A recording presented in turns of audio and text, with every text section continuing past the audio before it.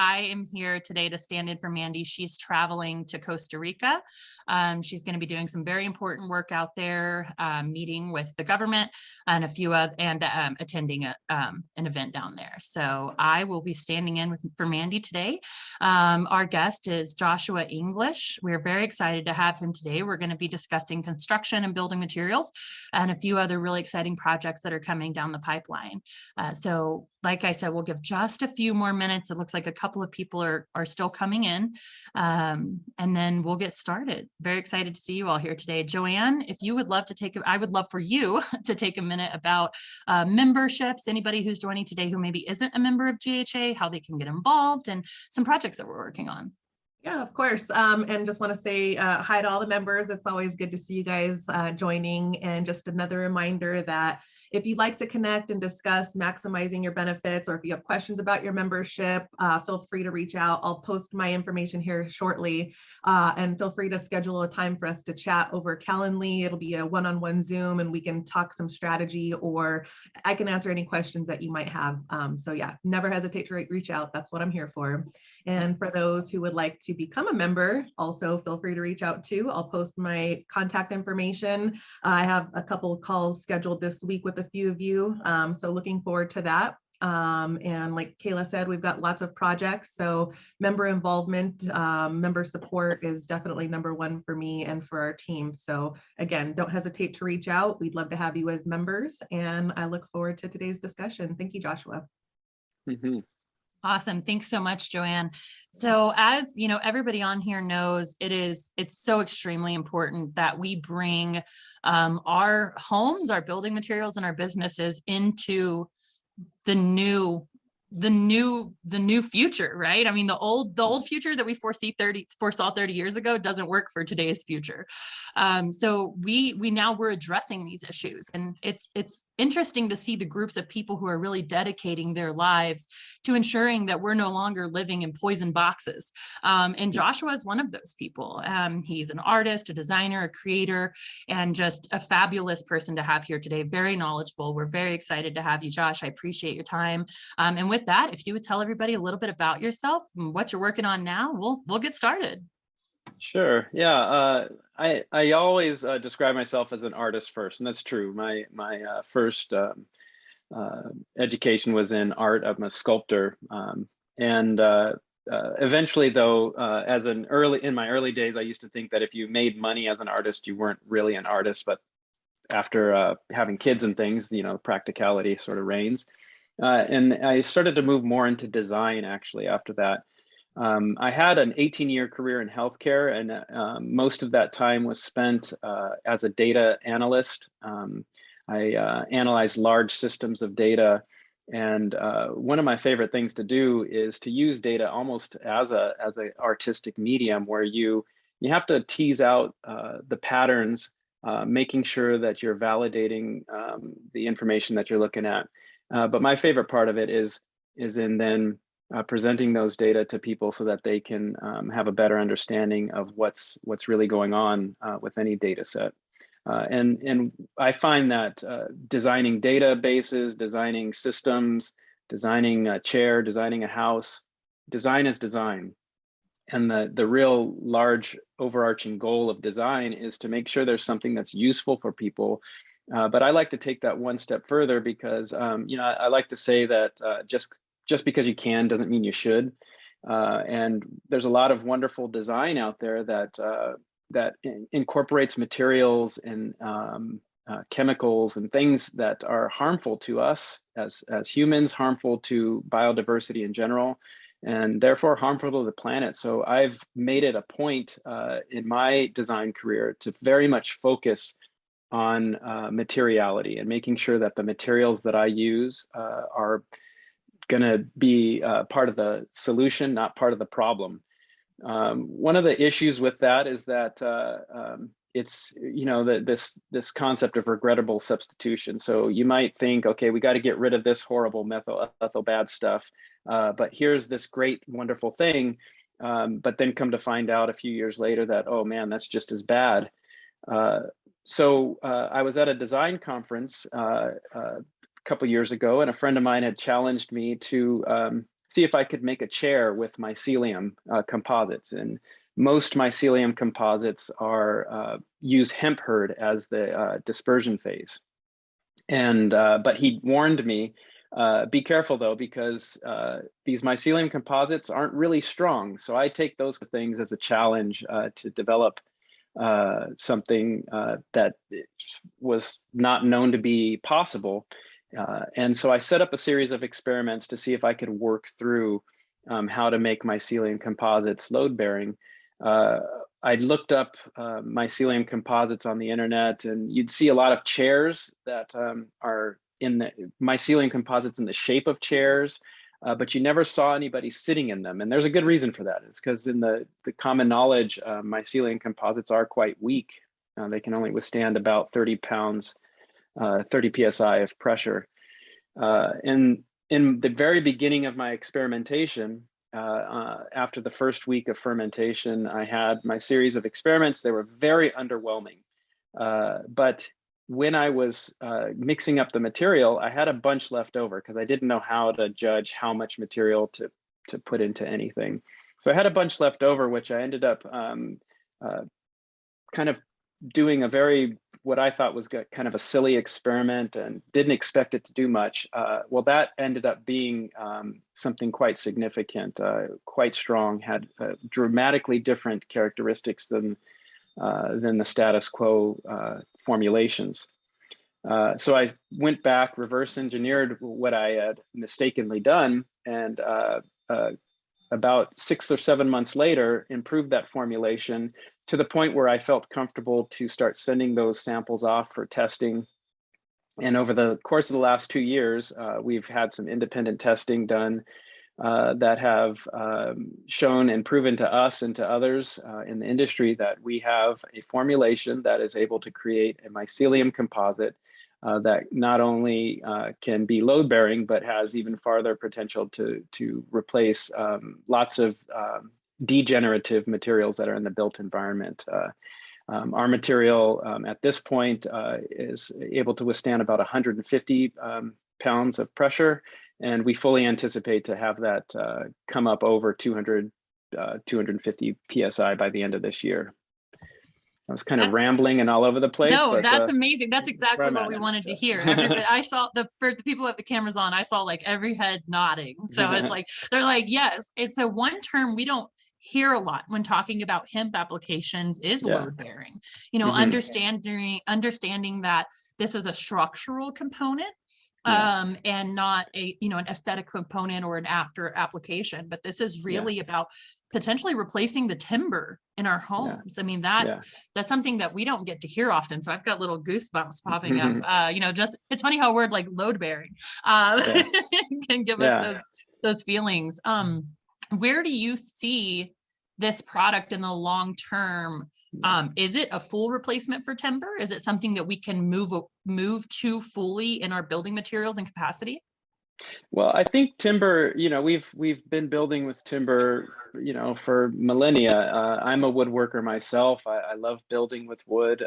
I don't see that going away, but I also do see that the pressure on our forests are quite significant. And in order for us to achieve our 2050 climate goals, we're going to need to figure out ways to keep our forests intact. And the only way we can do that is to find alternatives that aren't, you know, bad. Better than bad is not good in my book. And so I think every place where we can find a replacement for timber in the built environment, I feel is a good thing. And so, yes, I do see this as something that I'd love to eventually have as a one-to-one replacement for timber framing. I also see even more potential for modular building techniques. SIP wall panels are kind of the future as far as I can tell, with a reduction in the skilled labor force in the construction industry. There's a need to make the built environment a little more efficient to build. Also, not to mention the fact that factory built panel systems make a tighter building envelope, which means that the operational carbon of a building is dramatically improved. So there's lots of potential I see in this material to replace timber and other load-bearing structures in panelized building systems and You said making another one of my favorite words there, Josh. You said carbon. So can Yeah, we talk about that a little bit? Can we talk about carbon sequestration and what this does for the environment by leaving the trees, not only by leaving some trees in the ground, you know, that alone, Sure. but by using this mycelium and Sure. hemp as products, source products. Yeah, so 11% of global greenhouse gas emissions are contributed to the building materials that we use. The built environment contributes to about 40% of all global greenhouse gas emissions. And what we call the embodied carbon of those building materials is a very significant portion, and it's sort of the focus of what we're looking at. And really what that means is that we need to find ways to reduce the amount of carbon that is emitted into the atmosphere during the manufacture of these materials and find ways to store them long term. Well, forests are really good at storing carbon in forests. They've been doing that for millions of years, and there's no reason to change that. So increasing that forest carbon is important. And like I mentioned before, reducing pressure is important on those forests. But again, alternatives need to be available. We can't replace it with something that like concrete is a very high carbon content, high carbon emissions, I should say, material, steel as well.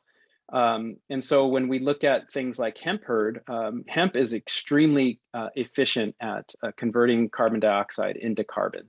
It's estimated that 15 tons of CO2 per hectare, or about 6 tons per acre of carbon, is stored in the fibers of a hemp plant. About 4.5 tons of that per acre are in the hurd, which makes up about 95% of the mass of the material that I make. And so when we're looking at overall the amount of carbon that could be stored in the material alone, we're looking at a really handsome profile there. And the other thing to think about too is that when hemp farming is happening, the drawdown is happening, and that taproot is going 6 feet under the ground. The root systems, the taproot is going to stay there, and that carbon is going to be stored long term. It's going to trap nitrogen in there. If there are arbuscular mycorrhizal fungi in there as well, it's going to help to mitigate any damage to the soil. So that's what gets me really excited, is that hemp has this potential to regenerate the soil, which, as we all know, is vitally important. And on top of that, we have to find ways to think about long-term solutions. But what's also interesting is that by reducing the pressure on the forest, there could be this exponential drawdown of carbon. Keeping trees in the forest, using farmland to rotate in hemp as a crop, drawing down that carbon creates an opportunity for us to have a built environment that is truly regenerative. It is, and that's what a lot of us are so excited about, is the opportunity to not only use hemp and the carbon negative, the carbon sequestration of hemp, but the opportunity to leave forest intact. I mean, old growth forest, if we destroy all of them, getting them back may not ever happen. And that's a realistic possibility. So it's exciting to look at that and see the opportunities we have. I'm also very personally excited. I know a lot of people on the call here as well. It's now coming forth more and more that hemp and mushrooms kind of are two of the best opportunities we have on the horizon here. And you found a way to put these together. So that's very exciting. Can you talk a little bit more about where your mycelium is coming from without going into too much, private information? Yeah, well, what's wonderful about mycelium as an organism, a lot of people have seen mushrooms. Mushrooms are like 0.001% of the organism. Most of a fungus is actually in the form of mycelium. It exists underground. It's all over the place. And so I'll go back a little bit too and say, when we talk about these really exciting things, I'm a big proponent of, let's shoot holes in it. Let's ask some really tough questions about what it is, and let's also answer the questions about what it is not. And at this point, every time I turn the page on Mycelium or hemp herd data, it just seems like, man, this is the potential is truly there. What's so interesting about the organisms that we use, we generally focus on the polypores, or the fungus that grows on trees. They have the ability to break down lignin, which is a major component of hemp herd. But in our formulation, because of the shortened time of fermentation that we use in our process, it doesn't fully break down the lignin or the cellulose or hemicellulose. It just uses that as a vehicle to grow. The conditions that we grow it in allows it to proliferate much faster, much more vigorously, and therefore holds on to those discrete particles in a much stronger way. And so instead of using 20 times the amount of hemp herd that we would use in a typical mycelium composite that is even trying to approach the strengths that we're doing, they need to use like 2,000 pounds of industrial pressure. Well, you can compress enough snot to make a structural material with that much pressure, but that's not going to get us where we need to go. And there's a fine line between biomass being stored, and then there's too much biomass and not having the ability to have the capacity to grow that.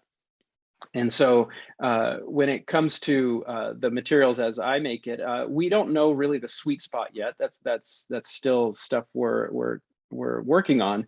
But right now, the material that we make is about 10% lighter than a 2x4. So if we had an equivalent sized stick, if you will, an 8-foot section that's about 4 inches in diameter, then that is about 10% lighter. What's also interesting is that when you look at an acre-to-acre comparison of hemp herd versus lumber, you can grow actually 6.5 times more building materials on an acre of farmland than you can on an acre of forest land. As well, the drawdown potential for that acre of farmland over that 30-year cycle that an acre of forest would need to grow would draw down about 138 tons of CO2. The dirty little secret about what's going on in the forest is that 9 out of 10 acres of forest land is actually clear cut. Even FSC certified lumber allows for clear cutting, and therefore economic viability necessitates that clear cutting is the method. And that means that for 13 years, a forest is actually a net emitter after clear cutting. And so it ends up that same acre of forest will actually emit about 83 tons, whereas opposed the acre of farmland can draw down 138 tons of CO2. And so, I'm sorry, go ahead. No, you go ahead. Okay, and so when we're looking at the material, when it grows through, it holds on to those discrete particles and is able to create this material without, like I said, industrial pressure at the end. We just have to dry it out in very low energy situations using forced air and a little bit of heat. You have to add in about 80 C of temperature to kill the organism. We don't want mushrooms growing out of your wall later on. And so maybe some people do. I just think that that's impractical, actually. And so what's neat is that for the average size house in the United States, it's about 2,300 square feet. It takes about 18.7 thousand board feet of framing material. Well, that potential for that means that that would require, in our formulation, that about 4.6 acres of farmland would grow enough material to frame out one house. That drawdown becomes 26 tons of CO2 per house, and it would take about, the average family farm, and I'm using very conservative estimates here of average family farm size of about 230 acres, which is actually about half of what the USDA shows as the average family farm is now, about 400 acres. But on that average family farm, you could grow 17 houses per farm, and that the amount of CO2 that's drawn down is quite significant. The beauty of mycelium being involved in that is it's a self-replicating organism. So I can start with a tiny, tiny amount of it. And then over that same course of time with very little inputs, I can just keep proliferating that organism over and over and over again. And that's makes it the cost of the material then comes way down because we're not using exogenous resins or adhesives to create this material. The biology is doing all of the work here. Well, you just threw some numbers at us that are quite mind-blowing. I mean, we've all heard the numbers from Hempcrete. Glenn gave us some pretty fascinating numbers on some work that they're doing that he's been tracking a few months back. And this is really, the data is what's going to move us forward. So as an industry, this is one thing that we've been lacking is concrete data. So being able to take these numbers and say, this is how I arrived to this, you know, which you're a data guy, so you're the right guy to be talking to on this one. That's going to make a big difference as we move forward into trying to put these applications into place. One thing that I find really exciting as a replacement that I just want to touch on really quickly is the fire resistance. You know, are you guys seeing a higher fire resistance versus timber with your, have you tested that? Are you seeing that? Yeah, so there are available data on that. Mycelium composites have been around since about 2006, really commercially available 2013, 14. And there have been some research done on that. Mitchell Jones is one of the more prolific researchers in that. And he had done looking into the fire degradation of mycelium composites and found that they are comparable or if not slightly better than wood. You know, the truth is that lumber is actually not, it has a pretty desirable fire degradation profile. It chars very quickly on the outside and most of the biomass of that lumber is left behind. So it's quite safe when it comes to that.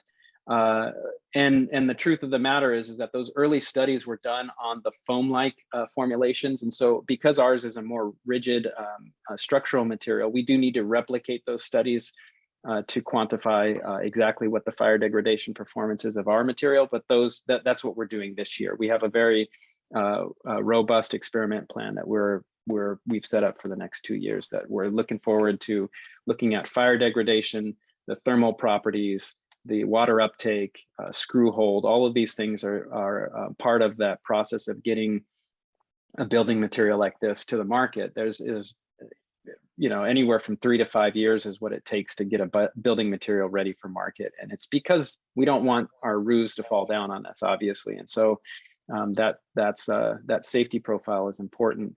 And quite frankly, it's why a lot of folks that are in the same space that I'm in do not pursue building materials, especially structural materials. Well, structural materials, because the formulations as we've known them in the past aren't there.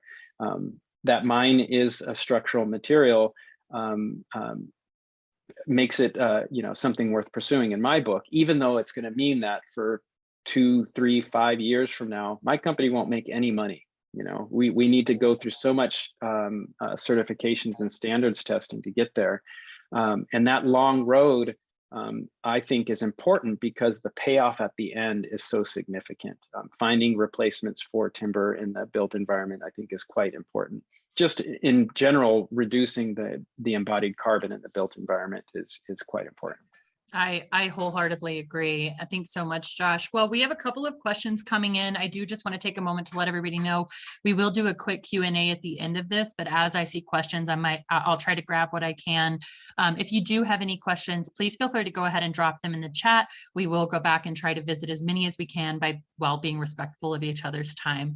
But I do want to address one quick question that came in from Bill. I'm going to butcher his last name. Bill, you wanna say your last name real quick? We'll just say Bill with Logical Green Solutions. How about that? It's actually not that hard. It's Fuchs. It looks worse. It's just German.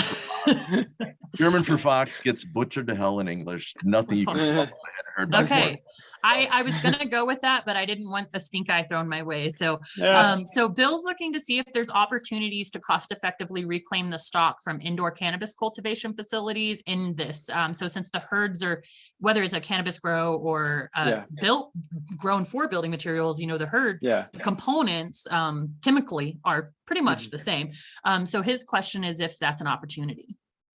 Yeah, there's definitely no reason why not. We have done some experiments using actually spent biomass from CBD production, and then the mycelium require lignin, cellulose, and hemicellulose to grow, and it doesn't matter what form that comes in. And so there's technically no reason why that cannot be the case. But when we're looking at from a systems perspective and how much material we'd look to if we were, say, magic wand, and we're able to fully switch over into these hemp building materials tomorrow, the amount of material that we would need would necessitate that we would have to look at the larger industrial hemp varieties to get there. But there is still the problem, though, of spent biomass or waste biomass from other processes in the hemp industry, and we're actually actively doing testing on any and all biomass that gets sent our way. We will feed it to Mycelium and see what happens. And so far, we've had some pretty good results, but it hasn't gotten us to that same structural designation that we had in the past. But that doesn't mean that there can't be tweaks to the formulation to make that work. I think that there, for those types of products, I think perhaps non-structural applications are probably more suitable.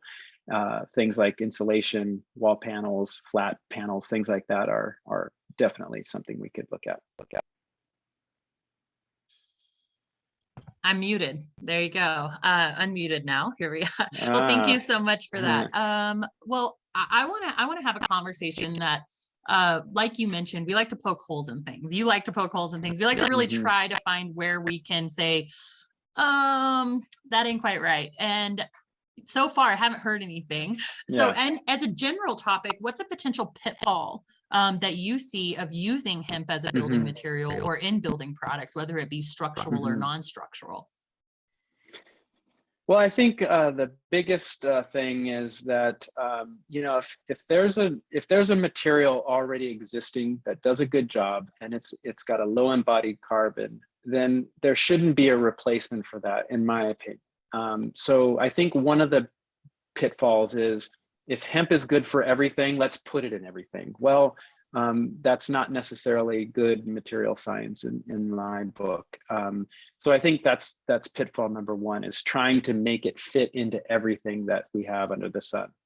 And the second thing is to look for applications that, when we're talking about how much biomass is needed to create these building materials, that we're ensuring that we have the capacity available to grow enough material. And while we're growing that material, it's not supplanting food production. It's not causing us to mow down the rainforest in order to do this, that we can grow these materials on already available arable land. And then the third thing that I think is vitally important is that we're not saying, okay, since hemp is good, let's just keep growing hemp. And then instead of having it be a regenerative crop, growing it in an overly industrial fashion and having it be detrimental to the soil. I think those are very important. And I want to be actually quite clear on one thing. I am not a farmer. I have the brownest thumb ever known to man. I kill succulents and air plants. I'm not good at growing things. And so why I'm actually very interested in joining organizations like Global Hemp Association, I was about to say alliance, is that I know that from a systems perspective, I need partnerships from folks that have farmland, who do know how to grow, who have been stewarding the land for generations. And those, I think that not just small family farms, but farmers in general, not just in North America, but all around the world, actually have a huge potential to give us the most regenerative solutions that we need going forward.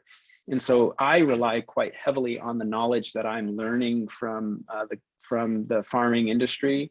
I have some really great partnerships already in the farm industry, and I'm learning all the time. I like to listen. And so if there is anybody here on this call, and they want to, take some time and meet with me, I'm all ears. I want to know what are some of the practical issues that farmers deal with, and so that I'm not talking down and wagging my finger. These are just those three pitfalls are just, I think, common sense kind of things that we need to think about before we're moving forward. So it's not a finger wag. It's just, I think that those are important to keep in mind as we're moving forward.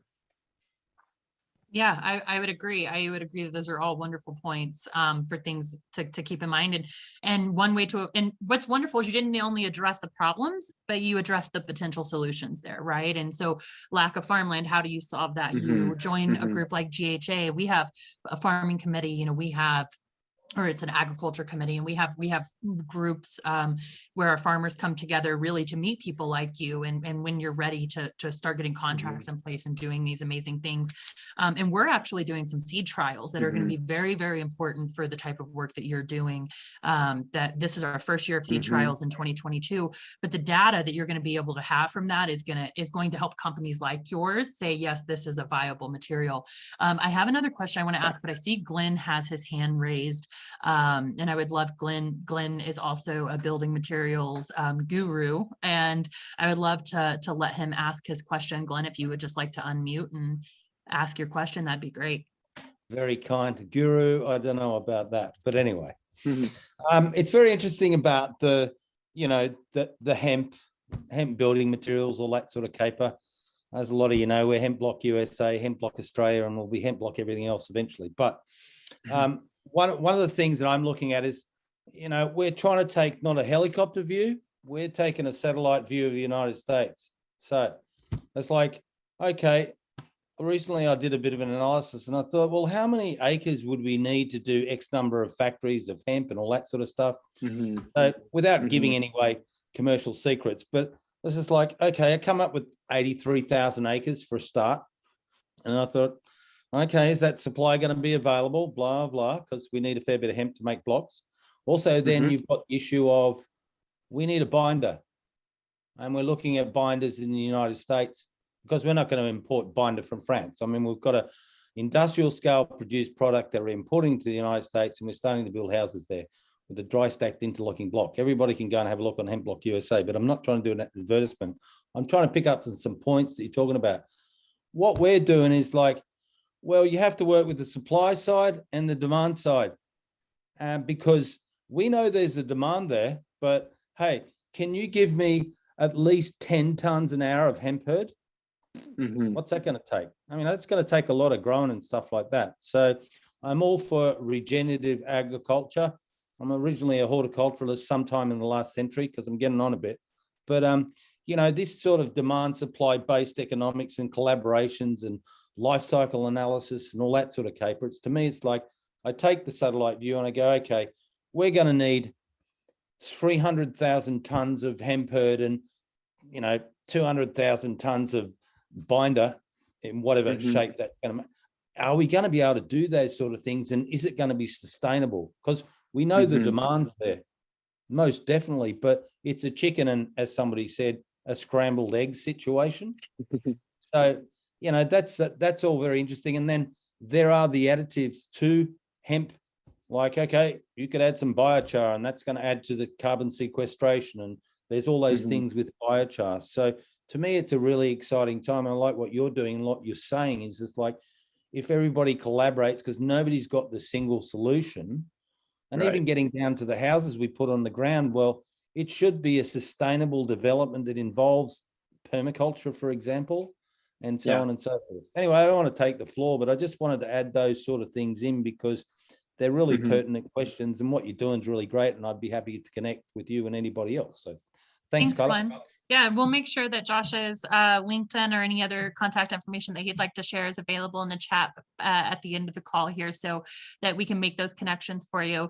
And one thing we do here at GHA, as a member of GHA, this is a benefit that you get. So to connecting people. After the meeting is over, if you're not a member of GHA, this is your opportunity to make those connections. But if you are a member, at the end of this, you get the added benefit of really us meeting your needs. So you find something in a meeting and you're like, hey, now I have this need I didn't know I had, or now this person can help meet that need. As a member of GHA, we make those connections for you.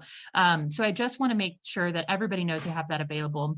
And as Joanne stated earlier, if you have a membership and you didn't know some of the benefits that you have, please feel free to reach out to her. We're a growing organization, and we want all of our members to not only be satisfied, but be thriving in their businesses and even in their personal life, because it's all connected now. So anything we can do for any of you.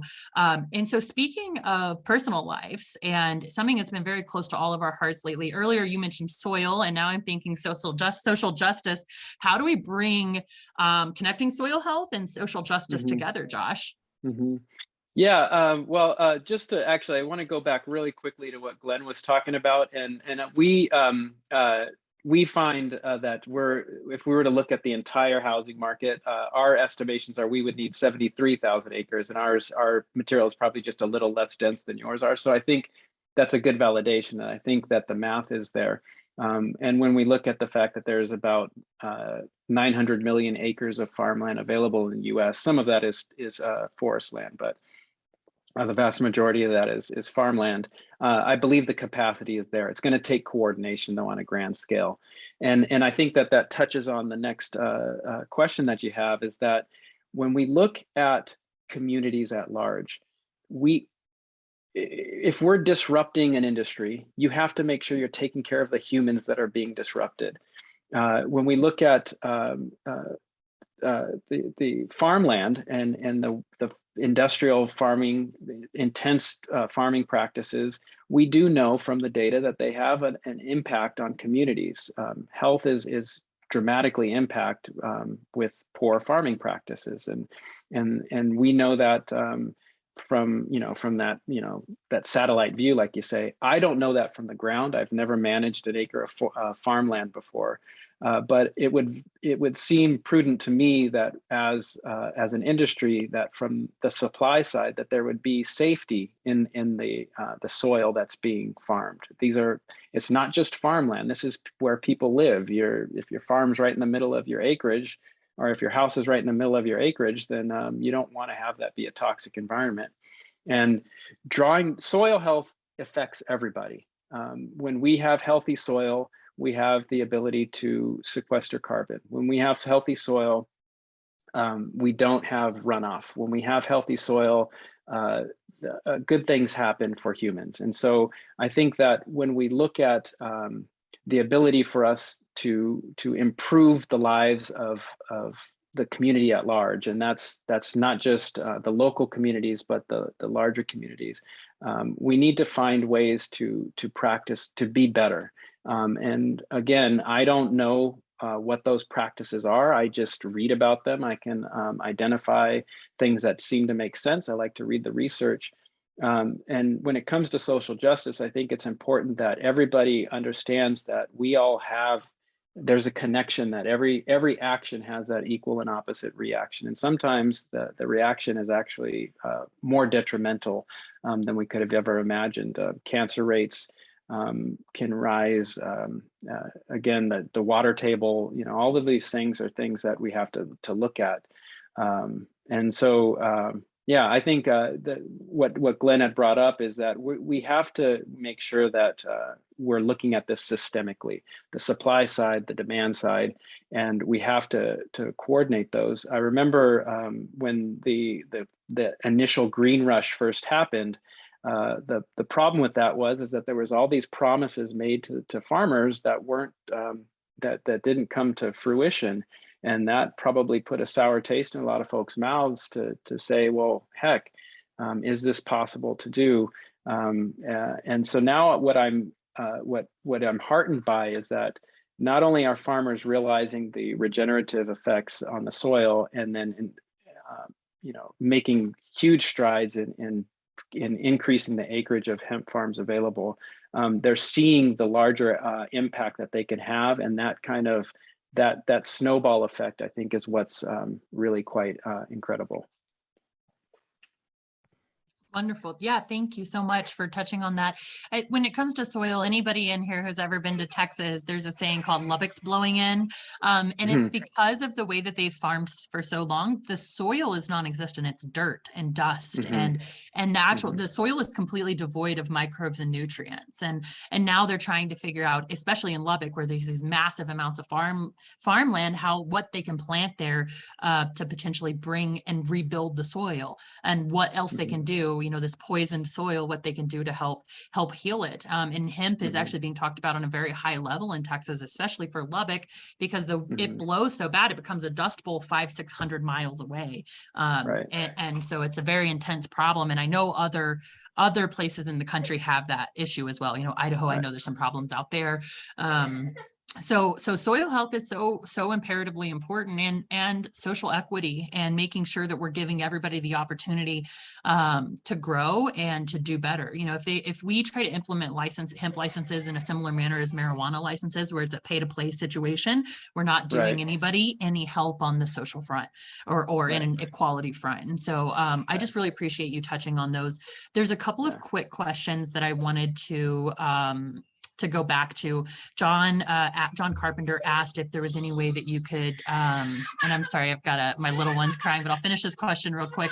If you could discuss how you create your composites if they're primary application products such as extrusion, injection molding, layer compression, etc. Yeah, so it really is just we mix it up in a big bin. We inoculate hemp hurd with the organism. And I won't touch on some of the proprietary methods that we use to achieve our material, but it's by combining cotton textiles, which actually eventually I'd like to transition to hemp textiles that we use in the material. So it is essentially a composite material, and a composite material is technically, it is the combination of 2 or more materials that their qualities alone are significantly different than the qualities of the finished product. So in our case, we use these hemp hurd particles, and then the mycelium itself is quite spongy when it grows on its own.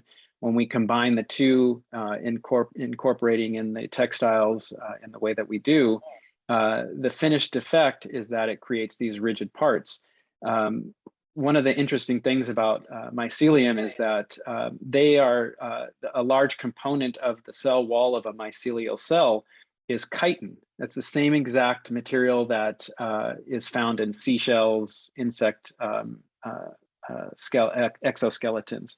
And so as the mycelium are growing through the material, it's converting some of that material into a chitinous material. And that's where we get a lot of the rigidity from. So that's kind of touching a little bit on that. Thank you so much for sharing that. I know it really helps our industry grow when people can understand, you might spark something in somebody and they go back and start playing in the lab, and now you guys collaborate and you've got the next level product. So thank you so much for sharing those things. There's another question really quick that came in from Christina. She's curious how you would suggest deactivating the mycelium if used in a larger wall panel or any larger components. And if you have a recommendation for spawn in 3D printing, a parenthesis clay-based extrusions. Sorry, I missed that one. Yeah. I don't have any recommendations for extrusions. However, if we connect on LinkedIn, there is somebody that I've met just recently who is working on that problem. But for deactivating the organism, for all intents and purposes, and I hate to say this, it's killing the organism. But one day the fungus told me, hey, don't worry about it. We self-replicate. We got you. But you have to either through intense desiccation or drying out of the material is one method, but really it's adding in that 80 degrees, at a minimum 80 degrees C of temperature is what inactivates the organism. Otherwise, you have the potential with the addition of moisture to have that organism come back alive start to regrow again, and it could go to a fruiting body. I've grown a lot of mycelium. I've never grown a single mushroom in my life, so but that's because at a certain point it's important to stop that process. There are methods of chemically stopping that, but again, I don't want to look into those because I want to reduce the number of inputs that we put into the material. So if we can use something like forced air, a little bit of heat, ADC is not even boiling temperature. So a little bit of heat, and that could be easily processed using renewable energy resources. I think that that's an ideal way to do that. I hope I answered all that question. Yes, you did. Thank you so much. And I know there's a couple that I missed there, everybody. I apologize if I missed your question. We will here at the, I want to make sure we get through a few more things here I wanted to talk about. And then we'll drop to those last few questions. So there's a lot of exciting potential here. And I just want to touch on real quick for the farmers who did get burned in the green rush, you know, the green gold rush. For those farmers that did, what advice would you give to us now trying to go back? I know how I handle it, but I would love to hear an outside perspective of how you think we can address these farmers and get them back on board without promising them, you know, the moon and a half, because it's not, let's give them realistic. I know that's part of it, giving them realistic expectations, but how do you think we get those guys and gals back on board? I think it's through open discussions like this one. It's also by looking at data together. And if somebody does say to you that they've got this foolproof plan, that's probably a fool, you know? So I think being pragmatic about what is available is quite important. And again, I just really think that going back to the numbers, we can, the thing about climate science, the thing about all of these data that are swirling around is that there's wide ranges in the knowledge base there. And the truth is usually somewhere right in the middle. And so if we were to get together and take a look at, I'll show you mine, you show me yours, like Glenn shared his numbers, it was quite surprising. I was like, well, that sounds exactly what we're looking at too. I think once we reach that validation, then what it takes then is to make commitments to each other. And so I think that that's the other thing is we have to be able to see things that are commercially viable. So if it costs 7 times as much as a 2x4 to build my material, it doesn't make sense for us to even talk because it's never going to be economically viable and it's never going to be commercially successful that way. Or if it requires far more material than can ever be grown in any one community, I think that's also important. Another thing that I think is important too is when you're talking to folks like me, well, I'll make sure to tell you very clearly up front is that my goal is not to be growing this in one location and then shipping it around the world. I think that this is something that has to be hyper regional. And that's something that I think is also quite important. So if somebody's asking you to grow so much, you know, that it couldn't possibly be done, that's a red flag as well. But if somebody's talking in terms of, hey, let's look at these seed trials that are going on, and we know that in the South or in the East or the West, we need this type of varietal, that they have a plan for how they're going to use that in their product. And if they're not savvy to that, I would say ask them further questions or just don't answer the phone next time they call. That's a put them on the block list next time. Yeah. Yes, exactly. I know there's a few people in here that would love to connect with you, Josh. I dropped your LinkedIn in the chat here. So anybody who's looking to connect with Joshua, please go to LinkedIn, send him a connection request, and I'm sure he'll do his best to get back to you all as quickly as he can. Certainly will. Excuse me.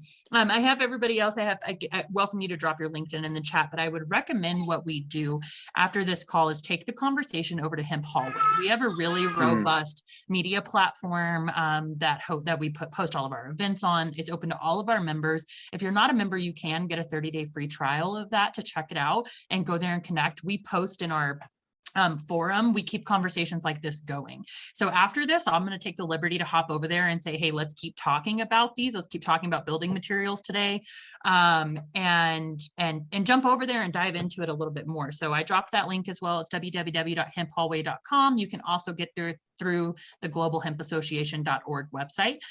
If you're not already a member, you do have to request a login, but we should have that to you, and it doesn't take very long for us to get that active. So there's a few things I want to make sure. I wanted to give you an opportunity, Josh, to cover anything we didn't before we run out of time. Anything that you want to make sure everybody who's still here knows. You've got about 40 people on the call. Make sure that they know what you want them to know. Yeah. I think the biggest thing is that I truly believe that this is a systemic issue, and it's a thing that's going to require systemic solutions. And so I am very keen on forming partnerships, and I know that I'm not going to be able to be successful in my business without partnering with farmers and processors. And so if there are farmers and processors out there who are looking for an avenue to provide hemp hurd to, or any kind of hemp material to, I am very very keen on forming those kinds of partnerships. So I think that's going to be the key going forward. It's this mutual benefit is really important to me. I truly do believe that farming is going to be the critical solution here, and so any way that I can help I'm willing to do. But as I'm continuing on with my science and my discovery, I want to make sure that I'm early on making these connections with the farming community, because without you guys, I'm not going to be able to do what I'm hoping to do. Yeah, exactly. Thank you so much. Yeah, thank you. I wanted to say something really quick on. Go ahead, Joe. You touched. My name is Joe Molina. I'm in Colorado, and I'm with Global Properties and Management. And I've been in the construction industry since I was a kid. And when the conversation came up with, living in a toxic box, oh my God, I've thought about that for a long time, especially with my health issues, having severe asthma, and last year being in the hospital for 2 months with COVID. And I constantly always think about my environment and how I can better that. And I believe that we're on the right track with bringing the right partnerships together to fulfill a dream, and using the mother plant, as I call it, for many purposes. I've always felt that has been something that has been a passion for a lot of people, but have not had an outlet. This is a perfect time in the world to be able to start thinking about our future and our health more than ever. I am also an artist, and I appreciate that you create as well. And I think we're all creators of something, and I hope that it's good for the benefit of all. And just before COVID shut down everything, I was supposed to go and study biochar for 3 weeks in the Amazon, and and then go to Europe to go see some partners on some trade deals. And it just, things fall apart for a little bit, and now we're back to hopefully getting back on track with building those partnerships and that network, so that we all benefit one another. And sharing the information is going to be critical. We can build a team that we can feel that they're a part of our family. That shouldn't be the issue then of not sharing. And I look forward to the partnerships that we're creating now, and I look forward to, visiting with this group. And I'm thankful that I was invited, and I hope that things continue. And they will. This is going to be a good year for a lot of people. Yeah, and I think this is an inflection point in history, and I think what we're seeing is that the need is going to spur on a lot of this innovation and collaboration too. The old ways of doing business, where it's growth profit over people, that's done. We're so done with that. We need to put people and planet first. And I'm very heartened by what I'm seeing in the farming community embracing that notion. And I can see this sense of pride actually within the farming community that, you know, they're starting to realize, oh, we've been telling you for all along, you know, farmers feed the world. Farmers, we've been doing this for a very long time. About time you guys caught up with us. And so I'm a big cheerleader of what the potential is here, and I'm very excited for the future too. Thank you very much for sharing. Joe, being in Colorado, this has got to, you know, I'm here in Colorado as well. When we start talking about building materials like this, it's close to the heart, right? We have the whole country's facing a housing shortage, but especially here in Colorado, we're facing that. And then now with just losing 1,000 homes in a few hours to that fire was devastating. And so these conversations really hit close to home for us out here in Colorado. And we're trying to rebuild better. We had conversations with the governor's office this week about putting hemp into rebuilding some of these homes to make them more fire resistant. So we're really changing the world here. And I'm so grateful for this group of everybody who's on here with us today, because this is, it takes all of us together to move forward. And I didn't even know, Joe, that you were nearby. So I would just encourage anybody who's not on Hemp Hallway, there's an interactive map where you can find people close to you. And I'm going to go play around and see who else I didn't know is nearby so I can find you. But I appreciate your perspective, Joe, you know, coming from somebody who has health issues and living in the toxic box, you know, these poison houses, and how we can do better. And Josh, the work that you've done, it's amazing, the work that you're going to continue to do. Hearing that you've got a structured multi-year plan to really bring this to fruition, to market the correct way with the right research, it makes me excited for what we're going to have happen in the next 5 years in this industry, the next 1 year, 3 years, and 5 years in this industry. So we're getting pretty close to your hour. We've got about 3 minutes here. I want to be respectful of your time, Josh, and everybody else. My co-host Caspian has joined, so thank you everybody for the cute little noises that you've had to hear. I appreciate your patience. But if there was anybody else who had any final comments or a quick final question for Josh, I would encourage you to take this last minute to get that in here. I know we have people from joining all over the world. Mohammed just said he's hello from Iraq. Thank you for joining. We have people all over the world joining in today, from Australia, Europe, and anybody who has any questions for Josh. It looks like Glenn's back with a hand raised, so I'll give it to him. No, thanks again. I agree with what you're saying, Josh, about, you know, it needs to be a distributed system, so it's community driven. It's at a local level. I mean, one of our things is we're not aiming to put mega hemp block making plants all over America.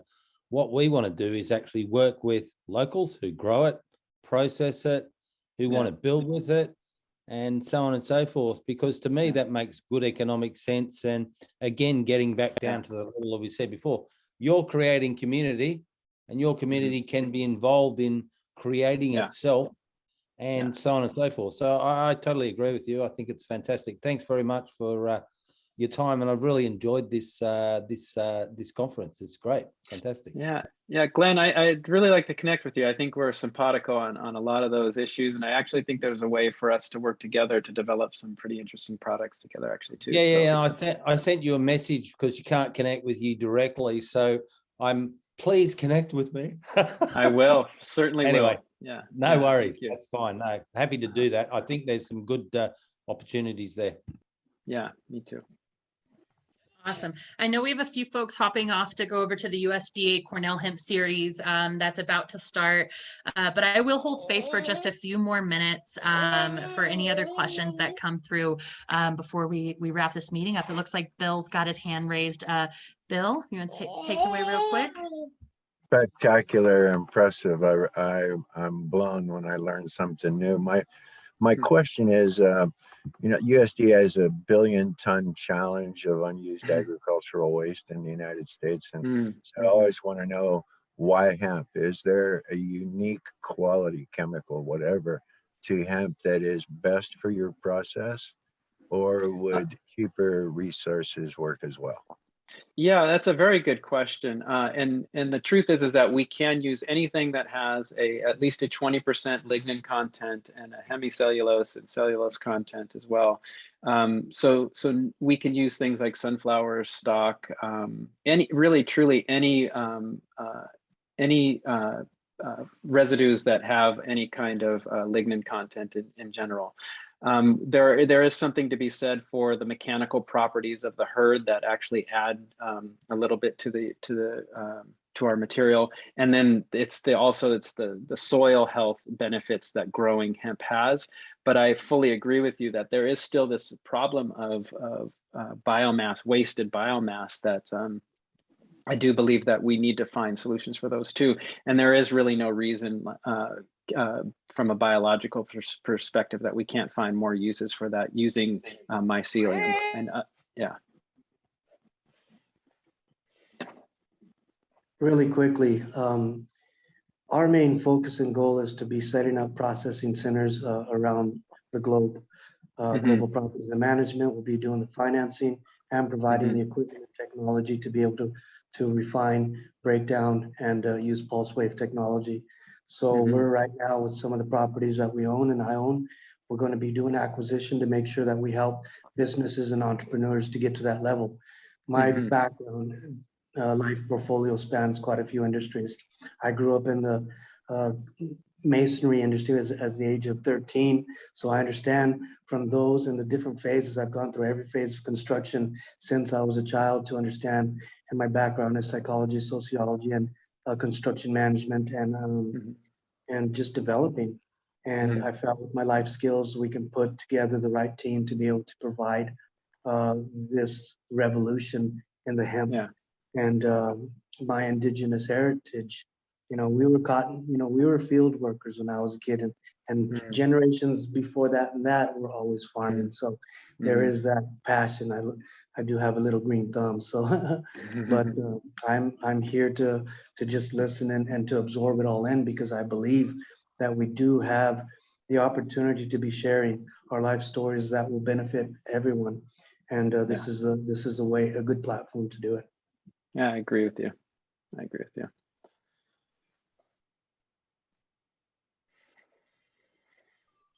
All right, I had to give the little guy the Buddha. He he needed the Buddha to calm down. So. Namaste. Yes, exactly. Thank you guys so much. These are the types of meetings that really leave me feeling excited and optimistic about our future, right? You turn on the news and there's so much doom and gloom. I'll admit I don't watch any news, but sometimes you're in a public place and the news comes on and it's all doom and gloom. And then you go back to your real life and you get into conversations like this. You get into meetings like this where we had 40 people just, you know, with their jaws on the floor at the numbers that you were dropping, and it gives you hope again. You know, it makes you excited again. And I just want to tell you, thank you for I have these conversations daily, but sometimes it's just that little extra oomph. So thank you so much for that today. Yeah, thank you for the opportunity. I'm fully there with you, and I think that we hear so much of the doom, and I think if you're presenting problems without solutions, then you're probably just committing. It's pollution. You know, we need solutions. So, and now that we have them coming online, I'm infinitely hopeful. I'm a generally positive person, but every once in a while I get a little down, you know, thinking about these things, but. Recently, in the last couple of years, it's nothing but love and hope that actually I'm feeling lately. So yeah, great. I think we can keep this going. I think so too. And there's one last quick question, and then I'll let you run. But sure. Andrew Capps, a member of ours, asked a really great question that I think we should touch on real quick. Do you see fungal stain selection and associated growth rates as a bottleneck in your process? No, not at all. In fact, you know, of the 150,000 known fungal species, we haven't even scratched the surface on what's available. And we actually have plans this year of developing AI-driven systems that help us to qualify and quantify what strains would be most beneficial to use. So I don't see it as a bottleneck. I see it as an enormous opportunity for the future, actually. I think we're going to find more and more applications using fungal organisms in the future. Wonderful. Thank you so much. I see there's a few people still on. They hung on to the end with us.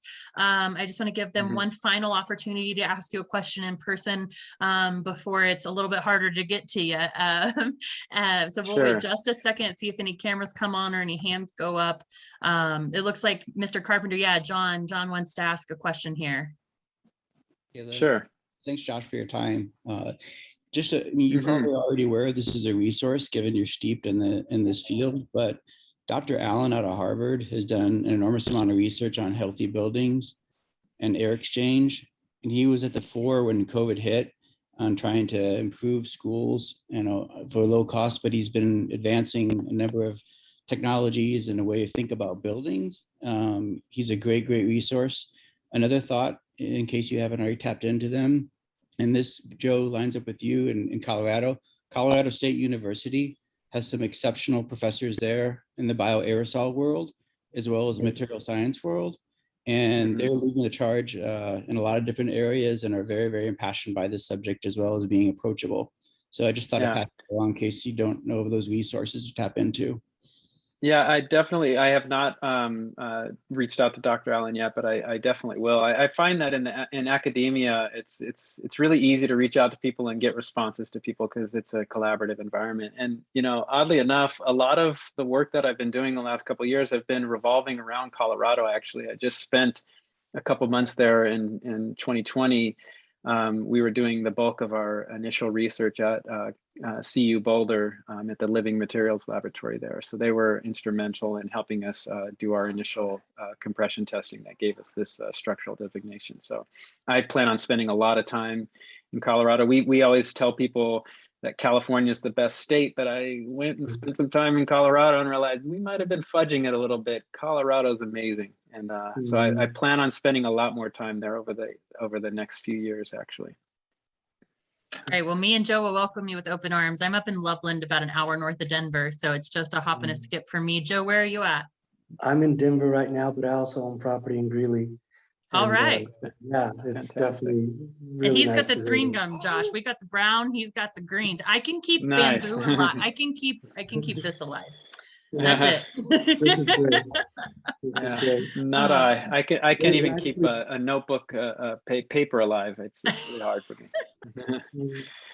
There's actually a Oh. campaign out there saying, don't move to Colorado. It's not a good Yeah. place. Unless you're gonna I'll build just a come hemp visit. home. Yeah, you'll be Right. all right. Yeah, I'll come visit. Yeah. Thanks. Well, it was Ramon just told us good night. It was 3 a.m. and he joined us at Oh, 3 wow. a.m. his time. So that's exciting. I'm gonna close out here pretty quick, but I do want to encourage everybody to go over to Hemp Hallway. I'm gonna go ahead and start a post to continue the conversation there. And we'll just collaborate. This is really Global Hemp Association is about networking, collaboration, and really, moving this forward together, because none of us are going to do it alone.